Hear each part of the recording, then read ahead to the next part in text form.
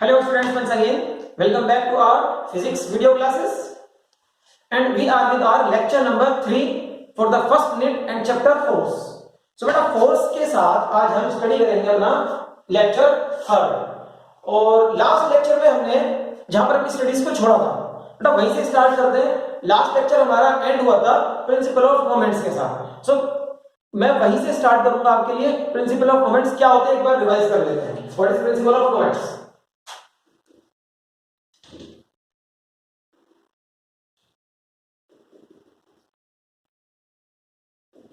Principal of moments. So students, principal of moments में हमने देखा था कि अगर इसका स्टेटमेंट लिखा जाए तो principle of moments state that sum of anti clockwise moments acting on a body is equals to sum of clockwise moments acting on the same body. ठीक है, मान लो हमारे पास कोई ऑब्जेक्ट है, सपोज एक रॉड है लाइक दिस। ये मेरे पास एक रॉड है और इसको हमने कहीं किसी पॉइंट पर पाइवट कर दिया। यहां ये कहीं भी हो सकता है, इट कैन बी एनीवेयर, जरूरी नहीं है मिड पॉइंट ही हो इसका। पाइवट पॉइंट कोई भी हो सकता है, आपकी मर्जी, आप इसको कहां पर पाइवट करके घुमाना चाहते हो। Suppose I am having a road, this is a road, मैं चाहूं तो इसको मिड पॉइंट पर पाइवट करके घुमा दूं और यहां पर भी पाइवट करके घुमा सकता हूं। ठीक है, सो पाइवट आप कहीं भी कर सकते हो। सपोज मैंने इसको यहां पर पाइवट किया हुआ है, so this point is the pivot point. Okay, और इसके ऊपर कुछ फोर्सेस लग रहे हैं। मान लो यहां पर लग रहा है F1 फोर्स और यहां पर लग रहा है F2 फोर्स और यहां पर लग रहा है F3 force. Suppose these three forces are acting on it. Okay, तो बेटा ये पॉइंट ऑफ पाइवट है। वो यहां से नीचे से मैं बेस को हटा देता हूं। यहां पर मैंने इसको पाइवट कर दिया लाइक दिस। ओके, अब ये different different forces they all can produce torque. क्यों? देखो, बिकॉज ये सारे के सारे line of action point of pivot से, मतलब एक्सिस ऑफ रोटेशन से कुछ डिस्टेंस पर है। ठीक है, कुछ डिस्टेंस पर है, so they all can produce torque. अब टॉर्क चाहिए तो इनका सबका परपेंडिकुलर डिस्टेंस हमें चाहिए। सो इनका परपेंडिकुलर डिस्टेंस, मान लो F1 का परपेंडिकुलर डिस्टेंस कहां से होता है? Perpendicular distance from point of pivot, axis of rotation से और लाइन ऑफ एक्शन तक का परपेंडिकुलर डिस्टेंस। F1 का परपेंडिकुलर डिस्टेंस है x1 और F2 का परपेंडिकुलर डिस्टेंस है x2 और F3 का परपेंडिकुलर डिस्टेंस है x3। तो अब आपको ये एनालाइज करना है यहां पर कि कौन सा फोर्स किस तरह का टॉर्क लगाता है। किस तरह का टॉर्क मतलब क्लॉकवाइज लगाता है या एंटी क्लॉकवाइज लगाता है। ओके, ये आपको एनालाइज करना है। तो बेटा फोर्स F1 एंड F2, देखो F1 फोर्स इसको ऐसे घुमाएगा लाइक दिस, F2 भी ऐसे घुमाएगा। ये डायरेक्शंस क्या है? Clockwise, clockwise. ओके, जैसे घड़ी की सुइयां घूमती है। लेकिन F3 फोर्स इसको ऐसे घुमाएगा। What is this direction? Anticlockwise, ACW, anticlockwise. Okay, so एक फोर्स तो ऐसा है जो एंटी क्लॉकवाइज घुमाना चाहता है और लेकिन बाकी के दो फोर्सेस उसको क्लॉकवाइज घुमाना चाहते हैं। ठीक है, अब अगर इस पे हमारा प्रिंसिपल ऑफ मोमेंट लगाएंगे, ये F3 है। ठीक है, प्रिंसिपल ऑफ मोमेंट कब लगता है? प्रिंसिपल ऑफ मोमेंट कौन सा रिजल्ट आया था, याद है आपको? Equilibrium, rotational equilibrium. मींस अगर ये रोटेशनल इक्विलिब्रियम में है, if body is in rotational equilibrium, क्या है इसका मतलब? रोटेशनल इक्विलिब्रियम का सपोज ये बॉडी पहले भी रेस्ट पर थी, मतलब पहले भी रोटेट नहीं कर रही थी और अब भी रोटेट नहीं कर रही है इतने सारे फोर्सेस लगाने के बाद। ठीक है, सो अगर ये अब भी रोटेट नहीं कर रही है और पहले भी रोटेट नहीं कर रही थी, इतने सारे फोर्सेस लगाने के बाद भी रोटेट नहीं कर रही है, तो ये रोटेशनल इक्विलिब्रियम में है। Rotational equilibrium. ओके, और रोटेशनल इक्विलिब्रियम का मतलब क्या होता है? Principle of moments. मतलब आप इस पर अप्लाई कर सकते हैं principle of moments which state that sum of anti clockwise moments. कितने एंटी क्लॉकवाइज मोमेंट्स हैं? एक ही दो है, ओनली वन। सो इसको लिख लो। इसका मोमेंट कितना है? मोमेंट क्या होता है? मोमेंट ऑफ फोर्स कितना होता है? Force into perpendicular distance. तो उसका फोर्स उसी के परपेंडिकुलर डिस्टेंस से मल्टीप्लाई कर लो। पहले मैं प्रिंसिपल लिख देता हूं, sum of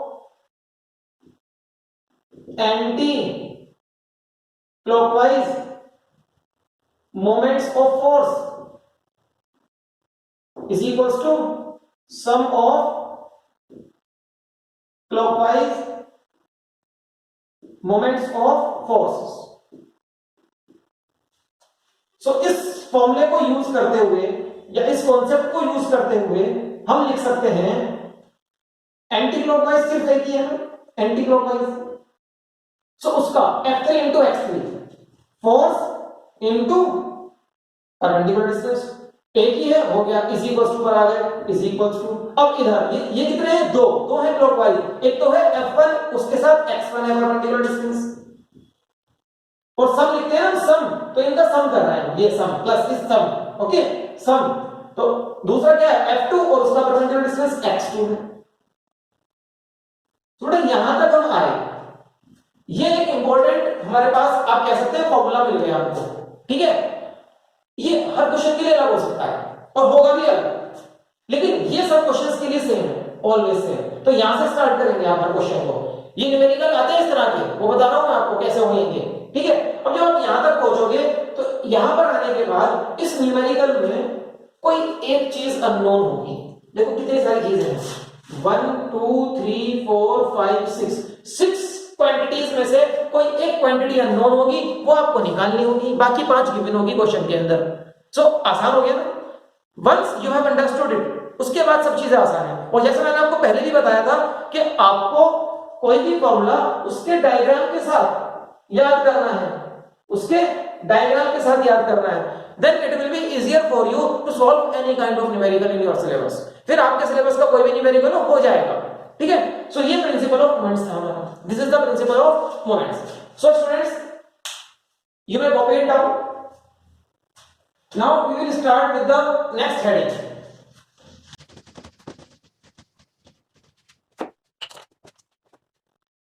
the next heading is center of gravity। Centre of gravity हमारा नेक्स्ट स्टडी होगा, centre of gravity. Now what do you mean by centre of gravity? Centre of gravity का मतलब क्या होता है? तो सेंटर ऑफ ग्रेविटी को पहले मैं आपको थोड़ा सा ऐसे ही एक्सप्लेन कर देता हूं, फिर हम अपने फॉर्मूले और थ्योरीज पे आ जाएंगे, तो कोई दिक्कत नहीं है, वो समझ में आ जाएगी। पहले इसका एक जनरल सा आइडिया लेंगे सेंटर ऑफ ग्रेविटी क्या होता है। तो सेंटर ऑफ ग्रेविटी में आपको क्या समझना चाहिए, किन ऑब्जेक्ट्स के लिए काम किया गया टॉपिक है हमारा। अगर आपका ऑब्जेक्ट कोई बिल्कुल छोटा ऑब्जेक्ट होता है, पॉइंट ऑब्जेक्ट जैसा ऑब्जेक्ट, ठीक है, very small object, very small object, और नीचे है अर्थ, तो हम लोग क्या बोलते हैं, अर्थ ने इसको ग्रेविटेशनल फोर्स से अट्रैक्ट किया, यही बोलते हैं ना, तभी तो नीचे गिरता है।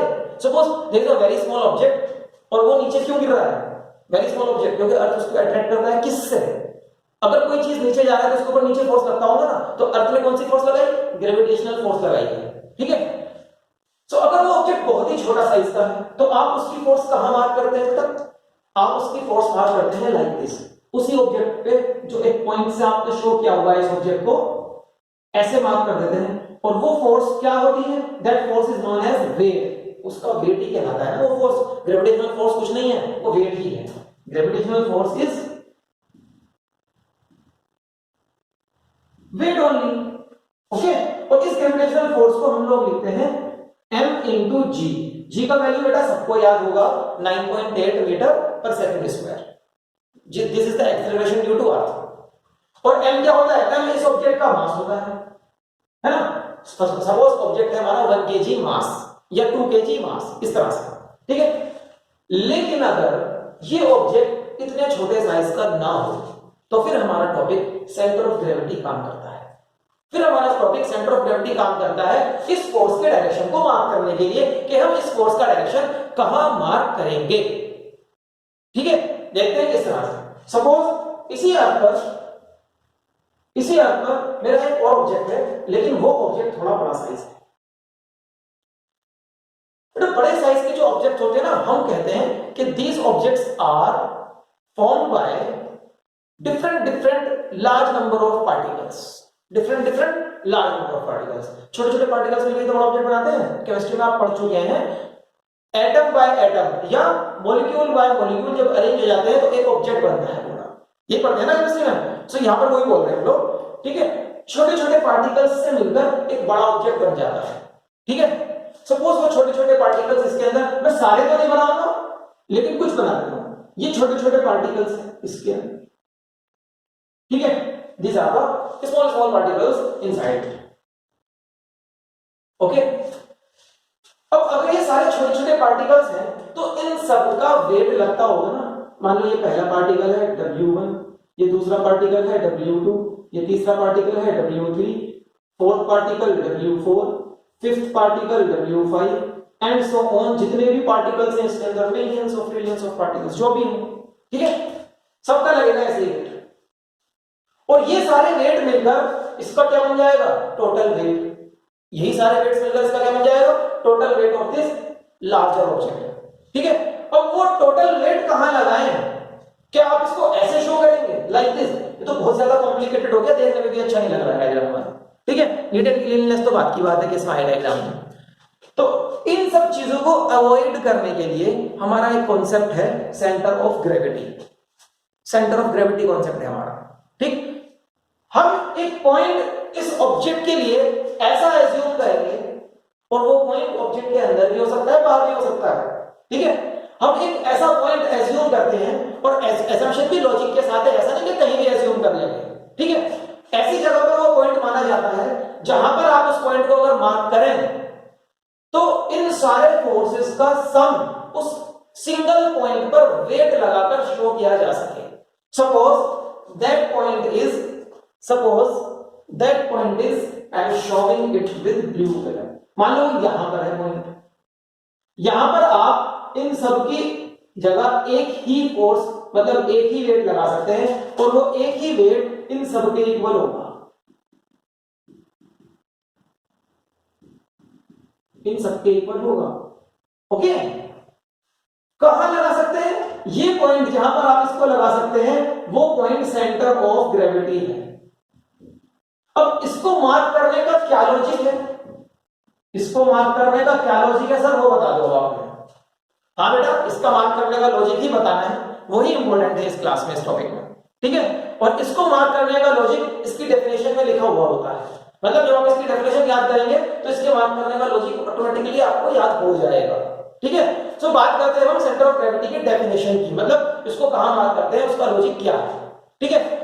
सो अभी हमने जो टॉपिक फिनिश किया है वो है मोमेंट ऑफ फोर्स, फोर्स का मोमेंट, ठीक। बेटा फोर्स का मोमेंट का मतलब क्या होता है, फोर्स का टर्निंग इफेक्ट। देखो सेंटर ऑफ ग्रेविटी वो पॉइंट है जहां पर सारे पार्टिकल्स के वेट से आने वाला टर्निंग इफेक्ट का सम 0 हो जाए। क्या बोला मैंने, सेंटर ऑफ ग्रेविटी वो पॉइंट होता है जिस पॉइंट के अबाउट सारे कंस्टिट्यूटिंग पार्टिकल्स मींस जिन पार्टिकल्स से मिलकर ये बना है। I am repeating again, centre of gravity वो पॉइंट होता है जिस पॉइंट के अबाउट सारे कंस्टिट्यूटिंग पार्टिकल्स से आने वाला मोमेंट ऑफ फोर्स मतलब टर्निंग इफेक्ट का सम 0 हो जाए। कैसे होगा, देखो आप ध्यान से अगर देखेंगे, थोड़ा डायग्राम पे कंसंट्रेट करने की कोशिश करो। बेटा 3 W4 W5 W6 तीन तो फोर्सेस, तीन वेट्स ऐसे हैं जो इसको ऐसे क्लॉकवाइज घुमाना चाहते हैं, लेकिन तीन ऐसे भी हैं, जरूरी नहीं कि तीन हो, they can be 4 and 3, they can be 2 and 5, कुछ भी नंबर हो सकता है, ठीक है। ऐसा जरूरी नहीं कि 3 इधर है तो 3 इधर होगा। तो यहां पर हमारे एग्जांपल में W1 W2 W3 तीन ऐसे हैं जो इसको एंटी क्लॉकवाइज घुमाना चाहते हैं, ठीक है। Now the topic of principal of moments यहां पर काम करेगा। अगर इनका क्लॉकवाइज मोमेंट, इनका तीनों का क्लॉकवाइज मूवमेंट होगा ना, भाई W4 का परपेंडिकुलर डिस्टेंस से मल्टीप्लाई कर दो, W5 का उसके परपेंडिकुलर डिस्टेंस से, परपेंडिकुलर डिस्टेंस यहां से आएगा, यहां से, ठीक है, उसके परपेंडिकुलर डिस्टेंस से, और W6 को उसके परपेंडिकुलर डिस्टेंस मतलब इससे मल्टीप्लाई कर दो, तीनों का सम करो, वो तो हो गए क्लॉकवाइज। और इधर W1 का उसके परपेंडिकुलर डिस्टेंस से मल्टीप्लाई करना है, W2 का उसके परपेंडिकुलर डिस्टेंस से मल्टीप्लाई करना है, और W3 का उसके परपेंडिकुलर डिस्टेंस से मल्टीप्लाई करना है, ओके। इनका भी सम कर दो। और प्रिंसिपल मोमेंट्स क्या कहता है, sum of anti clockwise moment is equal to sum of clockwise moment for a body in rotational equilibrium, ठीक है। So it means centre of gravity किसी भी ऑब्जेक्ट के लिए वो पॉइंट होता है जिस पॉइंट के अबाउट कंस्टिट्यूटिंग पार्टिकल्स का turning effect due to their weights, उनके वेट्स की वजह से टर्निंग इफेक्ट, और वेट क्यों आता है? ग्रेविटेशनल फोर्स से आता है। Turning effect due to their weights का सम जीरो हो जाए, सम जीरो हो जाएगा ना। देखो जब ये वाला इज इक्वल टू ये वाला, तो टोटल क्या हो गया? जीरो हो गया ना टर्निंग इफेक्ट, तो टर्निंग इफेक्ट जीरो हो जाता है। तो बेटा इस डेफिनेशन को आप याद करें, और इस डेफिनेशन के अकॉर्डिंग आपको समझ में आया कि सेंटर ऑफ ग्रेविटी कौन सा पॉइंट होना चाहिए। मींस ये पॉइंट आप गलती से भी स्लाइटली भी डिस्प्लेस नहीं कर सकते, ठीक है। इट मींस ये एक ऐसा पॉइंट है, अगर आप इस पॉइंट पर इस बॉडी को पाइवट कर देंगे, इस बॉडी को पाइवट कर देंगे, तो ये rotational equilibrium, this will remain in rotational equilibrium. Okay, rotational equilibrium में रहेगी ये, ठीक। इसको मैं ऐसे एक्सप्लेन कर सकता हूं आपके लिए। Suppose we will take example of, चलो इसका एग्जांपल लेते हैं। ये हमारा एक डस्टर है, ठीक है। मान लो ये एक्सटेंडेड ऑब्जेक्ट है, इसके अंदर बहुत सारे पार्टिकल्स हैं, बहुत सारे पार्टिकल्स से मिलकर बनाए हैं एंड सो ऑन। लेकिन ये बड़ा सा डॉट इसका सेंटर ऑफ ग्रेविटी है। क्यों है? क्योंकि अगर मैं इस पॉइंट पर इसको पाइवट कर लेता हूं लाइक दिस, तो इन डिफरेंट पार्टिकल्स जो मैंने रेड से अभी मार्क किए हुए हैं, इन डिफरेंट पार्टिकल्स से लगने वाला जो टॉर्क है, देखो इन सारे पार्टिकल्स का टॉर्क ऐसे है एंटी क्लॉकवाइज, इन सबका क्लॉकवाइज होगा, ठीक है। वो बैलेंस कर दिया, clockwise torque is equal to anti clockwise torque, या टॉर्क की जगह आप बोल सकते हैं मोमेंट ऑफ फोर्स, ठीक है। तो वो बैलेंस कर दिया है, ठीक, वो बैलेंस कर दिया है, तो ये रोटेट नहीं कर रहा है। मींस आप अगर इसको सेंटर ऑफ ग्रेविटी वाले पॉइंट पर पाइवट करेंगे तो वो रोटेशनल इक्विलिब्रियम में रहता है, ठीक है। अगर आप इसको कहीं और से पाइवट करेंगे like this and it is free to rotate, pivot तो किया है लेकिन फ्री टू रोटेट है, इस तरह से पाइवट किया है, तो अगर आप इसको कहीं और से पाइवट करेंगे वो घूम जाएगा, वो घूम जाएगा। और कब तक घूमेगा इसकी भी बात करेंगे, ठीक है। मतलब घूमने के बाद रेस्ट पर आ रहा है ना, कब रेस्ट पे आएगा, क्या कंडीशन है उसकी रेस्ट पर आने की, वो भी बात करेंगे। लेकिन कहीं और से आप इसको पाइवट करेंगे तो वो घूम जाएगा, मतलब अब उसका क्लॉकवाइज मोमेंट और एंटी क्लॉकवाइज मोमेंट बराबर नहीं रहा। जिस डायरेक्शन में घूम रहा है, ऐसे घूम रहा है एंटी क्लॉकवाइज, तो एंटी क्लॉकवाइज बढ़ गया, क्लॉकवाइज से ज्यादा हो गया। अगर आप इसको यहां पाइवट करेंगे, अब क्लॉकवाइज ज्यादा हो गया और एंटी क्लॉकवाइज कम रह गया, ठीक है। तो ये आपका होता है सेंटर ऑफ ग्रेविटी। तो सेंटर ऑफ ग्रेविटी स्टूडेंट्स एक ऐसा पॉइंट है जो ऑब्जेक्ट के अंदर और बाहर कहीं भी हो सकता है, मैंने आपको पहले भी बताया, ठीक है। बाहर कैसे हो सकता है अभी आ जाएगा समझ में। एक ऐसा पॉइंट है किसी भी ऑब्जेक्ट का जहां पर उसके कंस्टिट्यूटिंग पार्टिकल्स से लगने वाला moment of force due to their weight, moment of force due to their weight, उनके वेट से आने वाला जो मोमेंट ऑफ फोर्स है उसका सम जीरो हो जाता है, ठीक है। मींस प्रिंसिपल मोमेंट्स फॉलो होता है, वो पॉइंट हमारा सेंटर ऑफ ग्रेविटी होता है, ठीक है। सो अब इस एग्जांपल के बाद आपको हम सेंटर ऑफ ग्रेविटी के साथ आने वाले तीन इंपॉर्टेंट बातें बताएंगे। पहला क्या है बेटा, सेंटर ऑफ ग्रेविटी बॉडी के शेप एंड साइज पे डिपेंड करता है, बॉडी के शेप एंड साइज पे डिपेंड करता है, ठीक है। फॉर एग्जांपल किसी एक रॉड का centre of gravity, suppose this is a rod, ठीक है, लंबा सा रॉड है हमारा, ठीक। सेंटर ऑफ ग्रेविटी एक रॉड का उसके ठीक बीच में होता है लाइक दिस। अगर मैं इसको सेंटर ऑफ ग्रेविटी से पकड़ूंगा तो ये रहेगा बैलेंस, और अगर मैं इसको साइड से पकड़ूंगा तो इट विल रोटेट, ठीक है। तो मैं इसको सेंटर ऑफ ग्रेविटी से पकड़ने की कोशिश करता हूं, ये रहा, अभी देखो नीचे जा रहा है इधर से। Now I am holding, I am pivoting it at centre of gravity, ठीक है। अब ये बैलेंस है, इधर का मोमेंट ऑफ फोर्स, इधर का मोमेंट ऑफ फोर्स बराबर हो चुके हैं, ठीक है। Centre of gravity like this, मैंने इसको सेंटर ऑफ ग्रेविटी पे पकड़ा हुआ है, ठीक। इसका सेंटर ऑफ ग्रेविटी अभी कहां है? इस बॉडी के अंदर। Suppose this is a rod, तो इस रॉड के अंदर है ना इस पॉइंट पर।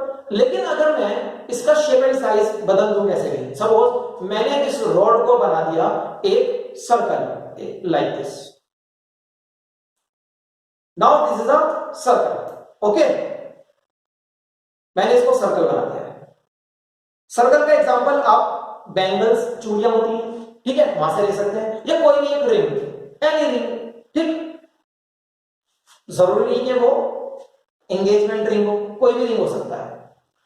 सो स्टूडेंट्स, अगर ये सर्कल, अब इसका सेंटर ऑफ ग्रेविटी कहां होगा?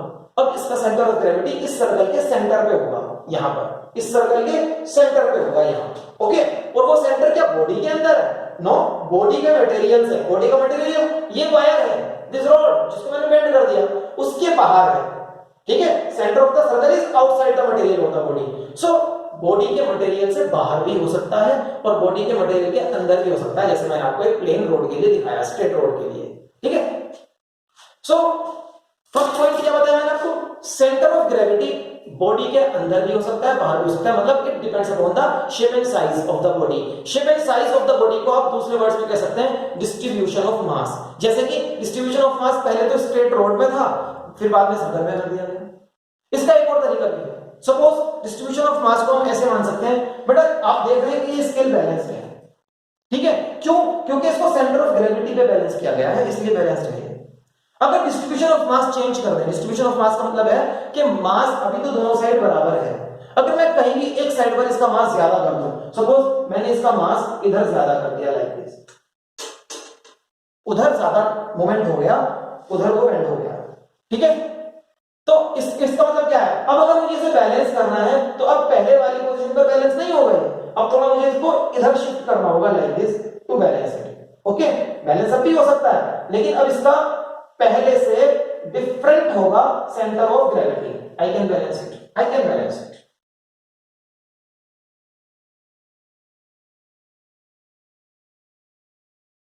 आई कैन बैलेंस इट, ठीक है। इसका सेंटर ऑफ ग्रेविटी पहले से अलग होगा, ठीक है।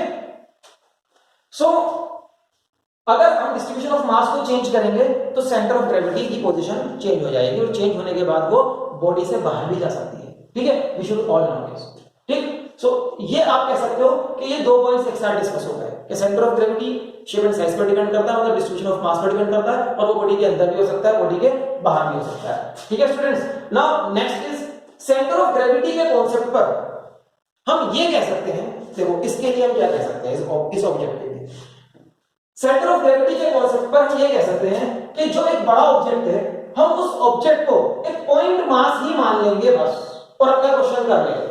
मतलब अब हमें ये मतलब नहीं कि वो कितने पार्टिकल्स से मिलकर बना है और वो पार्टिकल्स कहां कहां हैं, इस बात को जानना अब हमारे लिए जरूरी नहीं है। हम जान सकते हैं कि बस ये ऑब्जेक्ट अपने पॉइंट पर है, सारा वेट उसका पॉइंट पर ही लग रहा है, और सिर्फ ये वाला एरो काम करेगा, ठीक है। बाकी समझ रहे हैं, बस यही काम करेगा, ओके, ठीक।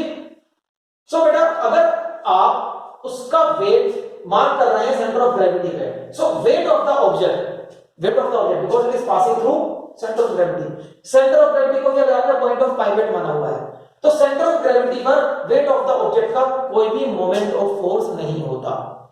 Mark this, centre of gravity के about weight of the object का मोमेंट ऑफ फोर्स जीरो होता है, इसको याद रखें, ये कॉन्सेप्ट है, ठीक है। 1 मार्क के क्वेश्चन आते रहते हैं इन चीजों में, ये चीजें याद रखनी है आपको, ठीक। So students, centre of gravity different objects के कहां हो सकते हैं, जैसे अभी मैंने आपको दिखाया स्ट्रेट रोड है अगर यूनिफॉर्म मास की, ठीक है, उसके बिल्कुल सेंटर में होगा। जैसे कि एक हमारा स्केल ही है, इसका centre of gravity because the scale is of 30 centimetre length, तो इसका सेंटर ऑफ ग्रेविटी ये यूनिफॉर्मली डिस्ट्रीब्यूटेड मास का है, मतलब इसमें मास बराबर से डिस्ट्रीब्यूटेड हुआ है, ऐसा नहीं कि इधर ज्यादा इधर कम, तो इसका सेंटर ऑफ ग्रेविटी 15 सेंटीमीटर वाले मार्क पर ही होगा। और अगर मैं कोशिश करूं इसको 15 सेंटीमीटर पे बैलेंस करने की, सो इट शुड बैलेंस, उसे बैलेंस होना चाहिए लाइक दिस, ठीक है, वो बैलेंस हो गया, ओके। 15 सेंटीमीटर मार्क पर वो बैलेंस है, okay. So centre of gravity straight road का उसके मिड पॉइंट हो सकता है, सेंटर ऑफ ग्रेविटी किसी रिंग के सेंटर पर होगा, और अगर ये एक डिस्क है, डिस्क मतलब सर्कुलर प्लेट और रिंग में क्या फर्क है, रिंग में सिर्फ ये रिंग होता है अंदर से खाली, सर्कुलर प्लेट क्या होगा, पूरी भरी हुई, अरे वही प्लेट जिसमें आप खाना खाते हैं, उसका सेंटर ऑफ ग्रेविटी उसके सेंटर पे होगा, ठीक है। ऐसे ही किसी सिलेंडर का, वो सिलेंडर होलो भी हो सकता है, होलो मतलब अंदर से खाली, जैसे कि एक cold drink can, it is hollow cylinder, ठीक है। तो सिलेंडर का होता है एक्सिस का यहां से यहां तक मिड पॉइंट जो भी होगा वो सेंटर ऑफ ग्रेविटी सीजी होगा सिलेंडर के लिए, whether it is hollow cylinder whether it is solid cylinder. Solid cylinder का एग्जांपल बेलन, घर में जिससे रोटियां बनती हैं, ठीक है, that is a solid cylinder. तो hollow cylinder, solid cylinder, spheres, balls, hollow sphere और सॉलिड स्फीयर। बेटा स्फीयर बॉल्स को स्फीयर बोल सकते हैं, बॉल्स का शेप स्फीयर वाला होता है। उनका सेंटर कहाँ होता है? ठीक इसके सेंटर पे, अंदर, स्फीयर के अंदर, ठीक है। If this is a sphere, if this is a sphere, 3D रूप दे देता हूं इसको, तो इसका सेंटर यहां कहीं होगा इसके अंदर, whether it is hollow sphere और whether it is solid sphere, इसका सेंटर ऑफ ग्रेविटी भी इसके सेंटर पे होता है, ठीक है। Now for triangular plane objects, अगर कोई ट्रायंगुलर पेपर आपने काट लिया, paper is a plane object, ठीक है, तो ट्रायंगुलर प्लेन ऑब्जेक्ट्स के लिए कहां होगा बेटा? आपने मैथ्स में मीडियंस पढ़े हैं। मीडियंस क्या होते हैं? वर्टेक्स से सामने वाली साइड के मिड पॉइंट पर लाइन जानी है, ये मीडियन, ठीक है, ये दोनों साइड बराबर हो गई। वर्टेक्स से सामने वाली साइड के मिड पॉइंट पर लाइन जानी है, और हमें मालूम है कि तीनों मीडियंस कहीं एक पॉइंट पर ही काटते हैं, कहीं एक पॉइंट पर ही काटते हैं। तो point of intersection of medians जो होता है वो सर्कुलर प्लेन का सेंटर ऑफ ग्रेविटी होता है, ओके। कोन का, कोन होलो भी हो सकता है और सॉलिड भी हो सकता है। अगर आप कोन को उसकी सर्कुलर बेस पर रख देते हैं, सर्कुलर बेस पर, ठीक है, कोन को आपने ऐसा रखना है कि उसकी सर्कुलर बेस नीचे है।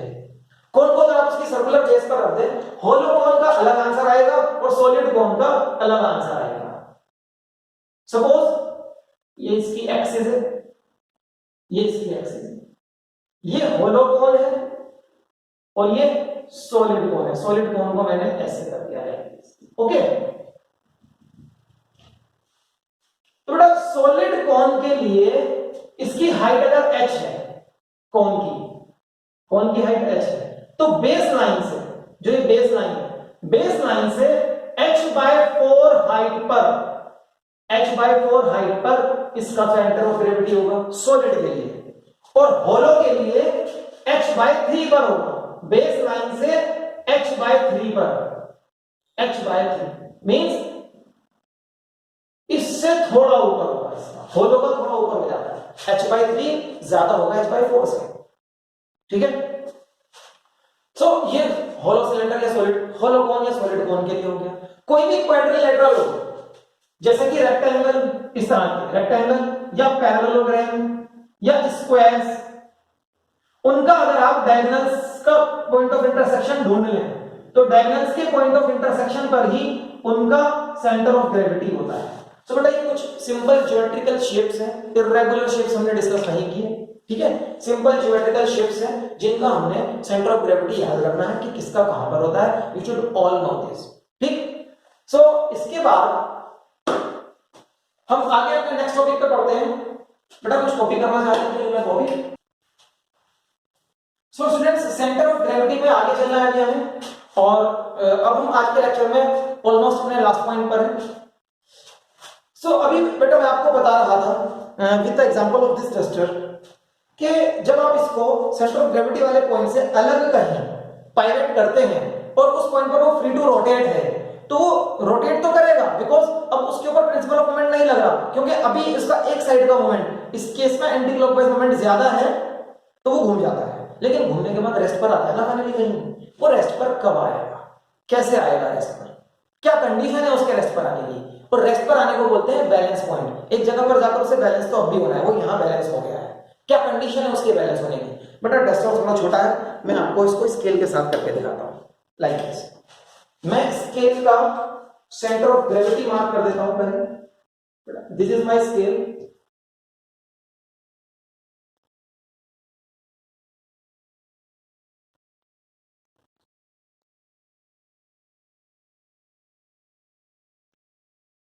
And because it is 30 centimetre scale, so इसका सेंटर ऑफ ग्रेविटी 15 पर होगा, ठीक है। और मैंने स्केल के ऊपर भी इसको मार्क कर दिया है,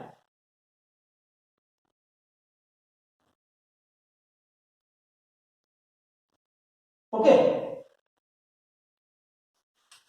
यहां पे इसका सेंटर ऑफ ग्रेविटी होगा, यहां, ठीक है। मैं आपको क्या शो करना चाहता हूं, देखना। अगर यहां से इसको मैंने पकड़ा हुआ है, clockwise moment is equal to anti clockwise moment, principle moment लगा, रोटेशनल इक्विलिब्रियम। लेकिन अगर कहीं से साइड से पकड़ेंगे, ठीक है, यहां से पकड़ेंगे, it is free to rotate, तो वो रोटेट कर जाएगा, बट वो एक जगह पर आकर रुकता है, वही जगह पर आकर रुकता है। उसके रुकने की कंडीशन क्या है? ये बैलेंस हो गया ना यहाँ पर आने के बाद, क्या है इसके रुकने की बैलेंस कंडीशन, क्या है इसकी?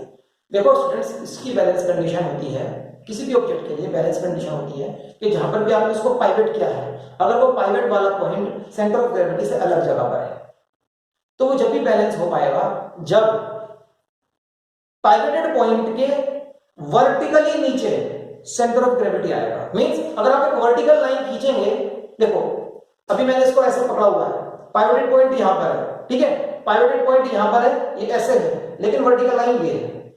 ये कब रुकेगा? जब इस वर्टिकल लाइन के ऊपर ये सेंटर ऑफ ग्रेविटी आ जाएगा, तब रुकेगा ये, ठीक है। जैसे मैं इसको यहां से छोड़ूंगा, ऑसिलेट करता होगा, इसे रुकना है कभी ना कभी, ऐसे ऑसिलेट करके रुका, कब रुका? जब ये सेंटर ऑफ ग्रेविटी इस वर्टिकल लाइन पर आ गया, ठीक है। मैं आपको डायग्राम बनाकर दिखाऊंगा इसका पूरा कंप्लीट। सपोज ये तो सेंटर ऑफ ग्रेविटी है, लेकिन पाइवट हमने इसको यहां किया, एट दिस पॉइंट, यहां पर पाइवट किया हुआ है, ठीक है, और नीचे अर्थ है। वर्टिकल लाइन ये होगी ना, वर्टिकल लाइन वो लाइन होती है जो किसी भी पॉइंट से अर्थ के सेंटर तक जाती है, अर्थ के सेंटर तक, वो वर्टिकल लाइन होती है, ठीक है। याद रखिएगा इसको आप, वो वर्टिकल लाइन होती है। ये कॉन्सेप्ट धीरे धीरे आपके मैं बनाता जाऊंगा। सपोज दिस इज अर्थ, अर्थ का सेंटर ये है। अगर तुम यहां खड़े हो, हाँ तुम ही हो ये, अगर तुम यहां खड़े हो तो तुम्हारे अकॉर्डिंग वर्टिकल लाइन ये होगी, नीचे जाओगे तो अर्थ के सेंटर पे, ऊपर जाओगे तो आसमान पे।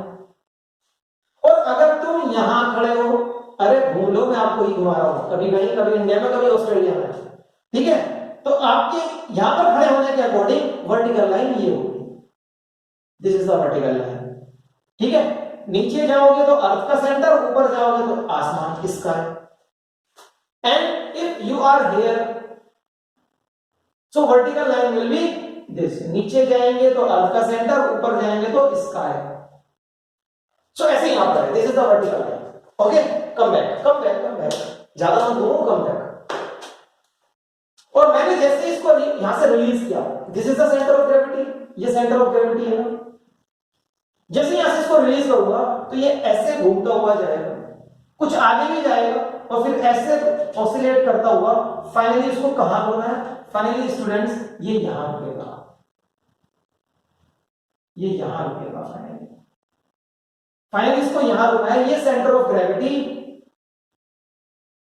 ये सेंटर ऑफ ग्रेविटी ये रहा, ये सेंटर ऑफ ग्रेविटी इस वर्टिकल लाइन पर आएगा तभी रुकेगा, इसी को बोलते हैं बैलेंस कंडीशन, ठीक है, तभी ये रुकेगा, ठीक। सो बैलेंस करने के लिए दिस इज नेसेसरी कि पाइवट पॉइंट के थ्रू जाने वाली वर्टिकल लाइन पर ही सेंटर ऑफ ग्रेविटी रहे, ठीक है।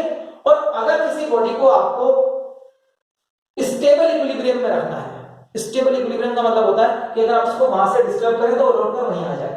स्टेबल इक्विलिब्रियम में रखना है तो सेंटर ऑफ ग्रेविटी जितना नीचे हो सके उतना नीचे जाना चाहिए, ठीक है। For a body to remain in stable equilibrium, centre of gravity must remain as low as possible, जितना नीचे चाहो उतना उसको करो आप, ठीक है। दैट इज व्हाई जो बैलेंस्ड कार्स होती है ना, जो कभी हाई स्पीड पर भी पलटती नहीं है, टॉपल नहीं करती हैं, उनका सेंटर ऑफ ग्रेविटी बहुत नीचे रखा जाता है, मतलब उनको थोड़ा सा वाइड बनाया जाता है, ठीक है। हाइट उनकी कम रखी जाती है, जब हाइट कम करेंगे तो सेंटर ऑफ ग्रेविटी थोड़ा नीचे आ जाएगा, ठीक। उनका वेट नीचे ज्यादा होता है, ऊपर कम होता है।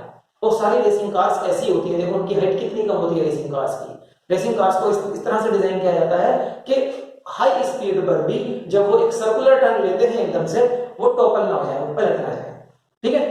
तो सेंटर ऑफ ग्रेविटी, अगर आपको स्टेबल इक्विलिब्रियम चाहिए तो centre of gravity should be as low as possible. इस स्केल को मैं ऐसे भी बैलेंस कर सकता हूं, लाइक दिस, लाइक दिस।